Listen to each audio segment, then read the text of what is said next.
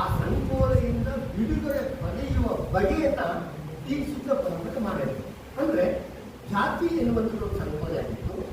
ಯಾವ ಜಾತಿಯಲ್ಲಿ ಯಾವ ವ್ಯಕ್ತಿ ಹುಟ್ಟಿದ್ದಾನೆಯೋ ಯಾವಾಗಲೂ ಕೂಡ ಏನಾಗ್ತಿತ್ತು ಅಂತ ಚಲಿಸೋದಕ್ಕೆ ಅವಕಾಶನೇ ಇರಲಿಲ್ಲ. ಅಂದ್ರೆ ಒಬ್ಬ ಮಡಿಕೆ ಮಾಡುವಂತ ಮಡಿಕೆನೇ ಮಾಡಬೇಕು, ಒಬ್ಬ ಕೃಷಿ ಮಾಡ್ತಿದ್ದಾನೆ ಒಂದು ಕೃಷಿಯನ್ನೇ ಮಾಡಬೇಕು, ಒಬ್ಬ ದನ ಕಾಯ್ತು ದನನೇ ಕಾಯ್ಬೇಕು, ಈ ತರ ಇದ್ದಾರೆ.